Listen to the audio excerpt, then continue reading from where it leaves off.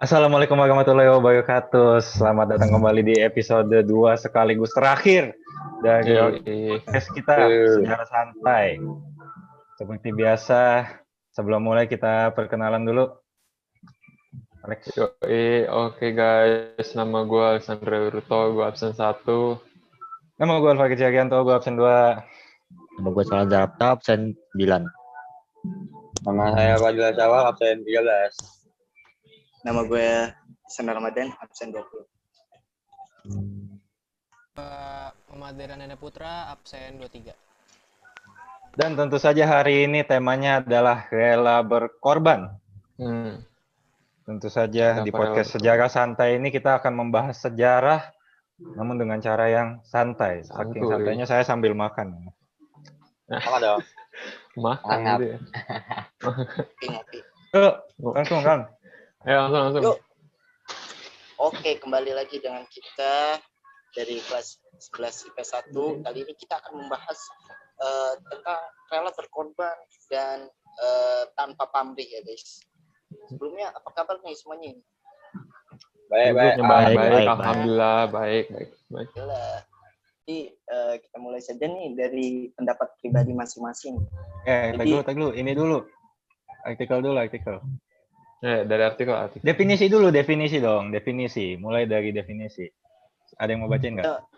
Ya, kita mulai aja nih definisi dari rela berkorban. Apa sih menurut Mas Calandra Apta nih? Gimana rela berkorban? Jadi, menurut KBBI, rela berkorban adalah bersedia dengan senang hati dan tidak mengharapkan imbalan atas kemauan sendiri.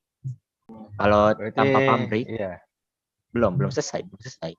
Iya, maaf mas. Ya, lanjut.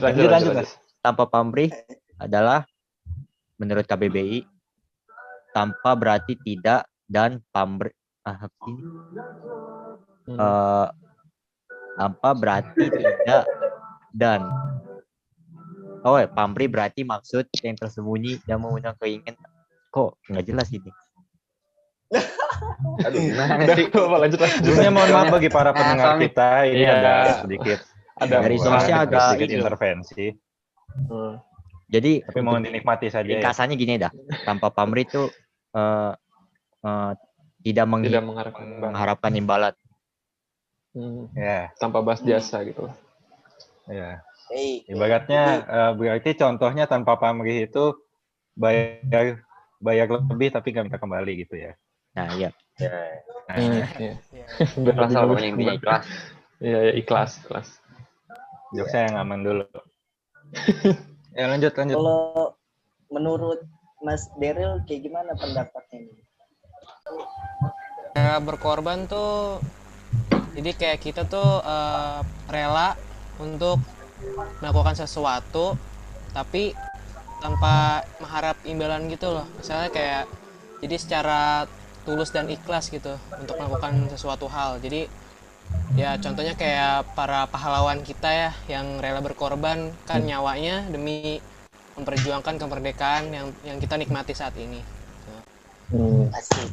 Iya, keren banget ya guys pendapat itu. Tapi yang pengen gue tanyakan itu, sekarang kan lagi booming-boomingnya bom bunuh diri itu ya. Itu termasuk rela berkorban gak sih? Iya. Kalau Itu. Oke. Itu ada melenceng sih ya dari rela berkorban dengan konteks yang kita maksud di sini.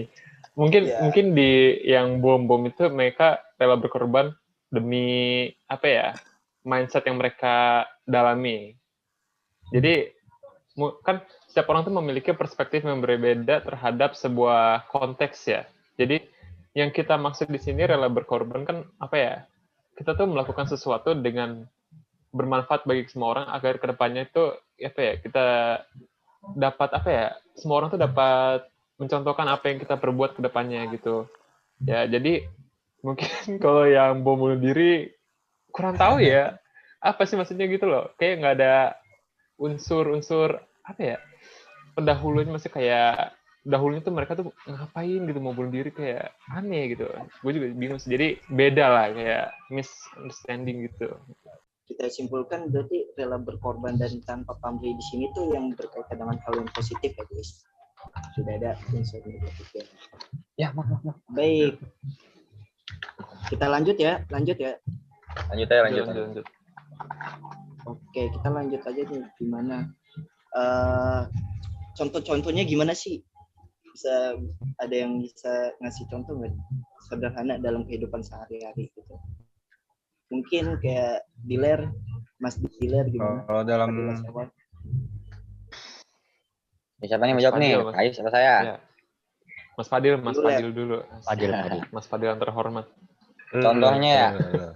Iya. Anda silakan. Contoh Saya makan martabak dulu ya. Kalau menurut gue sendiri, rela berkorban itu kayak kalau dalam percintaan nih, asik. Misalnya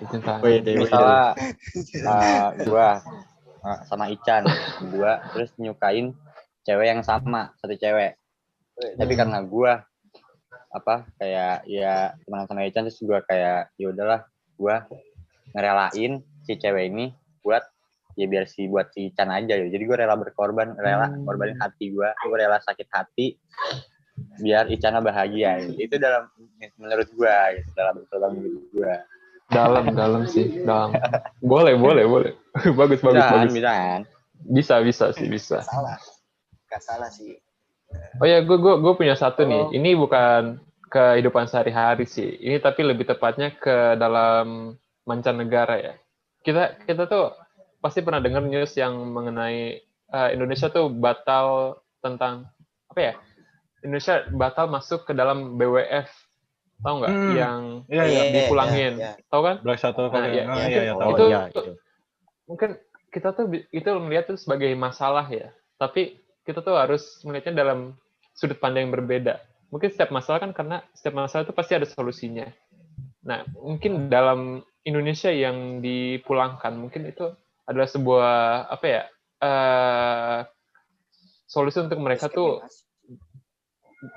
Iya, bisa jadi diskriminasi, tapi bukan diskriminasi, tapi lebih tepatnya ke mereka tuh ya lebih kesempatan untuk berlatih lebih lanjut. Mungkin ada kayak takdir gitu loh, kayak takdir gitu.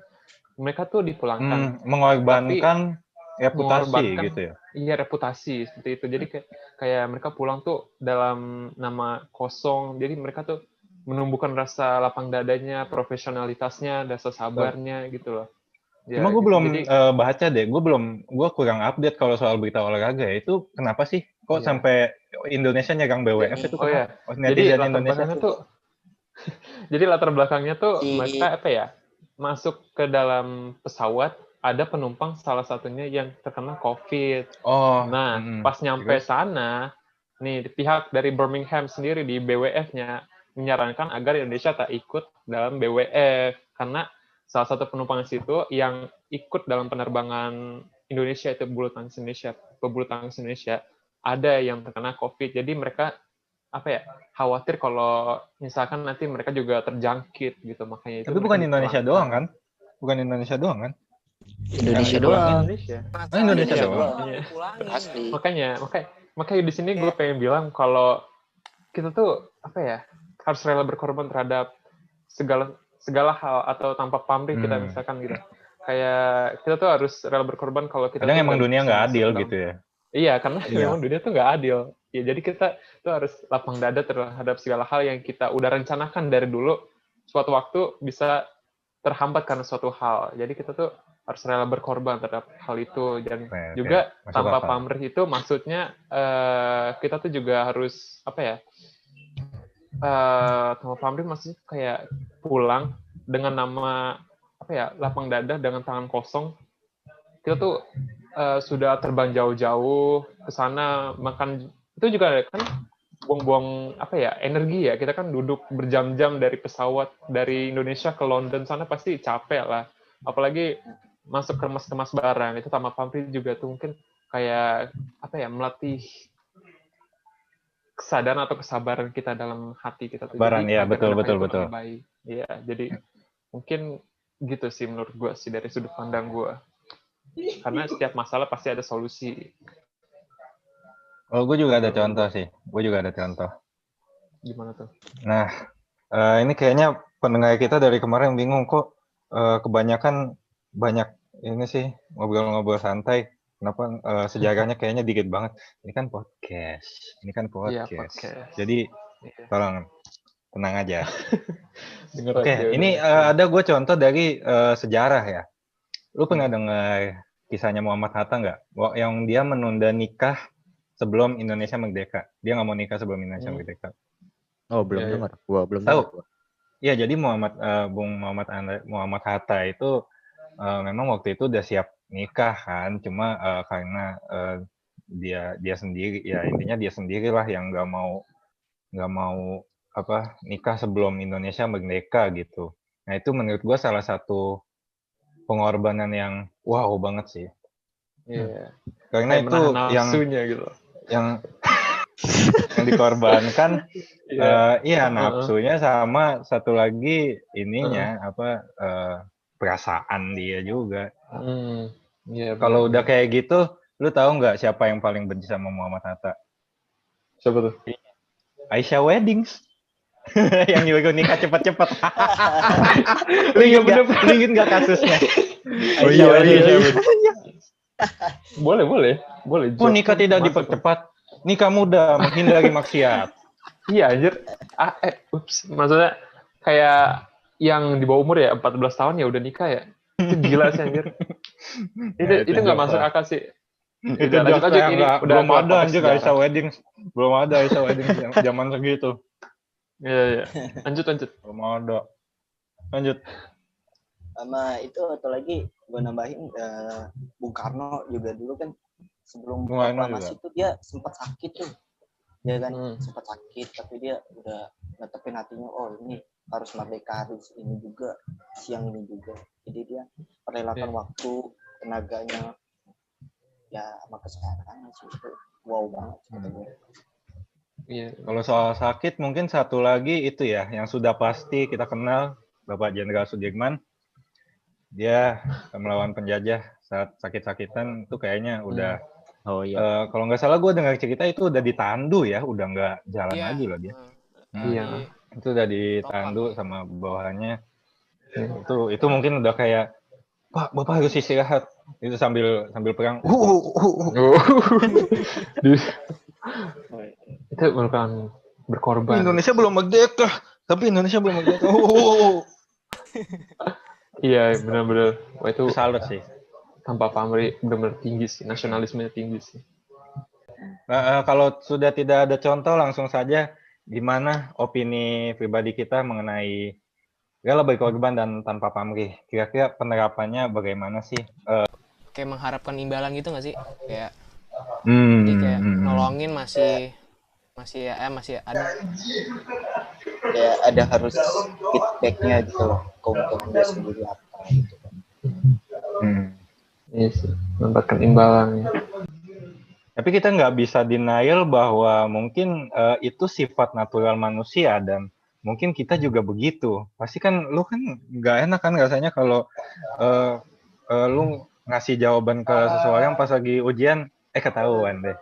Pak Yosef nonton, hah? Siapa? Kamu nyontek pas ujian? Enggak itu.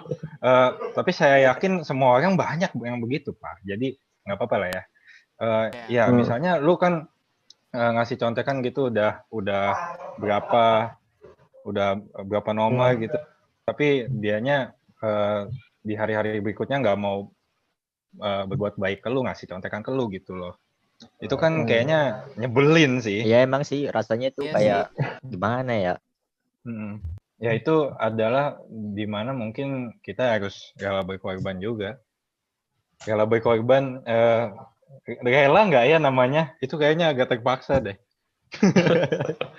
Iya. Ya harus rela berkorban. Ya apalagi? Iya. Nah itu gimana? Menurut gua nih ya, rela berkorban sama tanpa pamrih itu berhubungan ya guys, kata gua. Jadi kalau rela berkorban itu contohnya aja nih, kita ngorbanin waktu kita buat belajar, buat main-main, bukan buat main-main lah, buat kegiatan positif kayak kegiatan inilah, kegiatan itulah. Walaupun kita masih muda nih, kita masih punya hawa nafsu, punya gairah yang semangat buat habisin waktu masa muda kan gitu. Tapi kita harus mengorbankan itu semua gitu tanpa pamrih. Soalnya apa, itu buat kebaikan kita ke depannya sih. Setuju. Jadi tanpa pamrih itu ikhlas dalam menjalankan sesuatu. Itu tergantung sih. Kalau Anda hidup di Afrika tidak sempat, mending nikmati Beda. waktu hidup Anda. Kan ini konteksnya di Indonesia, bukan di Iya, di mancanegara. Indonesia. Ya nggak boleh sama-sama keluar negara. Tapi yang di pelosok-pelosok Beda. Iya bro, Anda bro. Itu mereka Zimbabwe gimana? Gue gimana? penasaran loh. Kasian banget. Sudah. Ya, oke, lanjut. Ada lagi nggak? Kita masuk di Indonesia saja. Oke, Indonesia. Tapi tadi lu ngasih contoh dari luar, anjir. Itu kan BWF gitu. Ini kan Gideon, Yalah. Gideon Marcus Kedatangan Indonesia gitu. Lanjut. Lanjut guys. Ada lagi nggak? Kalau enggak, gue ngomong. Coba Is. Coba lu Is. Ngomong aja. Lagi-lagi saya punya opini yang kontroversi, yaitu rela berkorban dan tanpa pamrih tidak perlu. Dalam konteks kalau rela berkorbannya itu terhadap sesuatu yang kita tidak tahu manfaatnya gitu loh. Contohnya kayak teroris tadi gitu loh.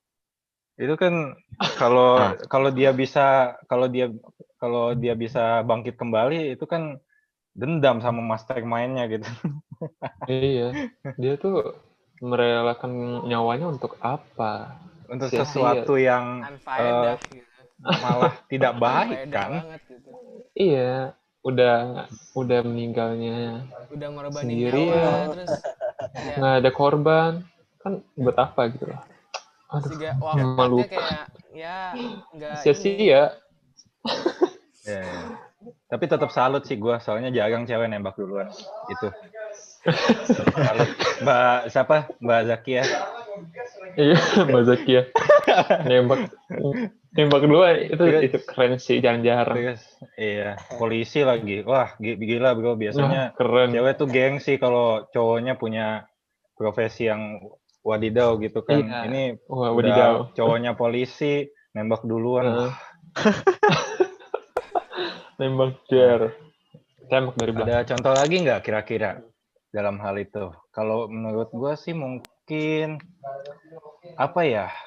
Kalau orang yang kena skema Ponzi itu termasuk rela berkorban nggak, Lex?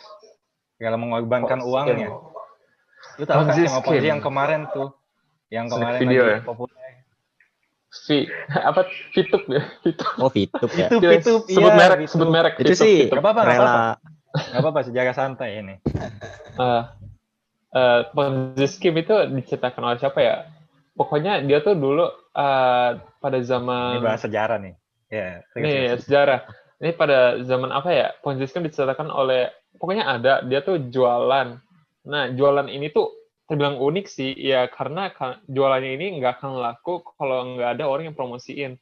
Nah, orang yang promosiin ini akan mencari orang yang bisa membeli barangnya. Nah, nanti orang yang dipromosiin ini nanti akan mengirimkan sejumlah uang untuk orang yang mempromosikan itu. Nah, nanti orang yang mempromosikan ini akan mendapatkan uang lagi ya dari komisi yang komisi yang lumayan gede lah bisa dibilang, karena produk yang dijual itu bisa lebih gede harganya bisa lebih gede dari harga aslinya, karena dia kan setiap orang tuh pasti pengen untungnya doang sih daripada ruginya kan. Jadi orang yang mempromosikan ini mempromosikan sebuah barang yang dijual oleh produksi tadi yang menciptakan Ponzi scheme ini. Nah, jadi dia tuh menyalurkan barang ke mitra-mitranya untuk dipromosikan ke orang-orang yang tertarik dengan barang-barangnya. Nah, ini pokoknya inti dari Ponzi scheme ini yang gue pelajari, orang bayar, masuk daftar, nanti akan orang yang bayar udah masuk ke masuk ke komunitas, nanti orang ini tuh akan akan mempromosikan sebuah produk yang tadi ke paling atas, segitiga paling atasnya itu yang paling atas itu namanya kayak kedudukan paling tinggi itu ketua lah, kita bilang ketua aja. Nah, nanti orang yang mempromosikan ini akan minta sejumlah uang untuk disetorkan ke ketua ini agar dia tuh bisa masuk ke komunitasnya. Nah, nanti orang yang udah masuk ke grup ini akan meminta lagi ke orang yang lain agar itu dia, minta uangnya lagi, di store lagi dengan iming-iming dia tuh bakal dapat profit yang lebih besar dari yang dia ekspektasikan. Nah, itu namanya skema Ponzi gitu, guys. Nah, itu dia menurut gua, kalau lu rela berkorbannya kayak gitu, lu udah nabung gitu, mau investasi niatnya, tapi kena skema Ponzi akhirnya kan. Ya itu sebagai uang pelajaran. Itu gua nggak setuju. Rela berkorban terhadap berkorban kayak begitu. Iya, itu karena yang gua tahu ya, kalau misalkan rela berkorban terhadap suatu hal yang berbau finansial, kita tuh bisa menghubungkannya ke dalam sektor ekonomi. Gimana ya? Kenapa gue bilang masukkan ke sektor ekonomi? Karena sejujurnya nih ya, orang Indonesia tuh sangat kurang dalam hal literasi finansial. Oleh sebab itu, orang-orang yang kayak gitu tuh gampang terkena skema-skema Ponzi, terus ada pyramid scheme, hampir mirip lah itu orang-orang yang kurang literasi finansialnya terkena penipuan, gampang banget terkena penipuan. Itu dia. Makanya follow siapa Lex? Timothy Ronald. Timothy Ronald ya, makanya jangan ternak uang. Nggak boleh. Ternak uang, yoi. Gue ada lagi nih, satu lagi cerita. Gue ada lagi cerita, ini berhubungan dengan sejarah juga, tapi mungkin dari luar ya, nggak apa-apa nih. Nggak apa-apa. Nah, jadi beberapa bulan atau beberapa tahun gue lupa, sebelum Nazi kalah dalam Perang Dunia II itu, ada seorang kolonel yang ingin memberontak gitu, pokoknya dia nggak suka terhadap kepemimpinannya Hitler. Ada, lu cari aja namanya Kolonel von Stauffenberg. Jadi dia itu memberontak bersama bawahannya, lalu ya intinya dia melakukan berbagai percobaan assassination terhadap Hitler yang semuanya gagal.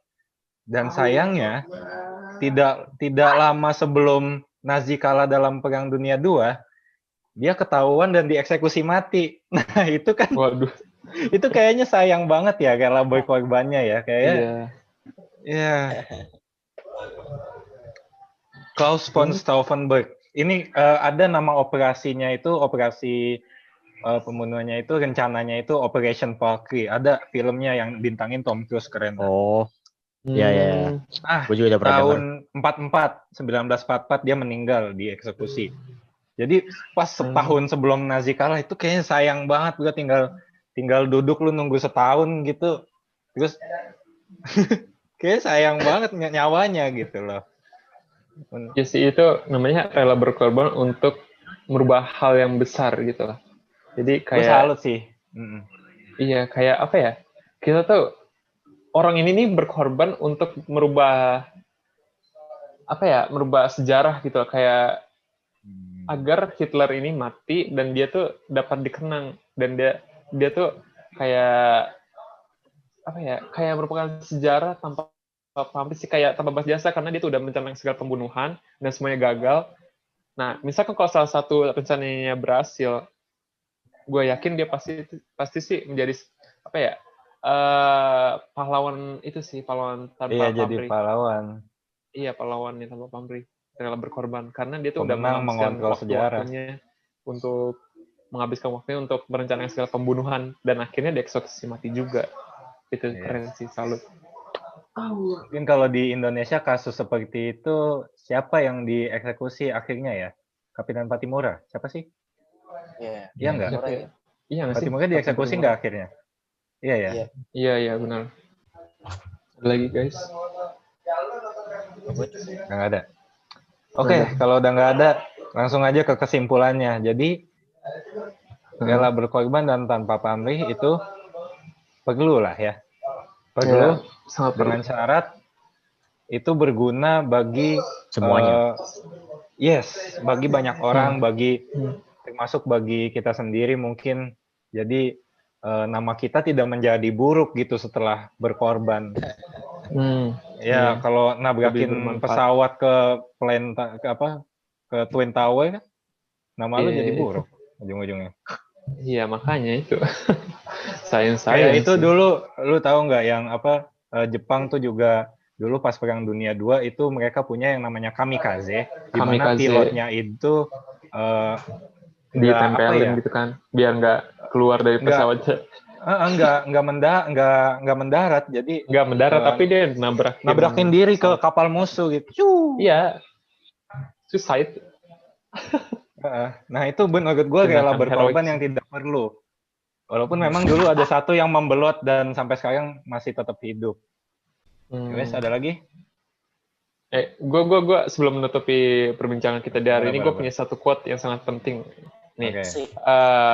ini gue dapat dari Andika Sutoro Putra sih. Gini. Siapa lagi? Quote-nya adalah orang. Jadi quote-nya, siapa kita di hari ini itu ditentukan dari hal yang kita lakukan di masa lalu. Nah, bagaimana kita menentukan masa depan kita, itu ditentukan dari kita, apa yang kita lakukan dari hari ini. Nah, itulah quote gue. Quote Andika Sutoro Putra. Yang gue suka sih, karena bagaimanapun, hal-hal yang kita lakukan pasti akan berdampak long term gitu.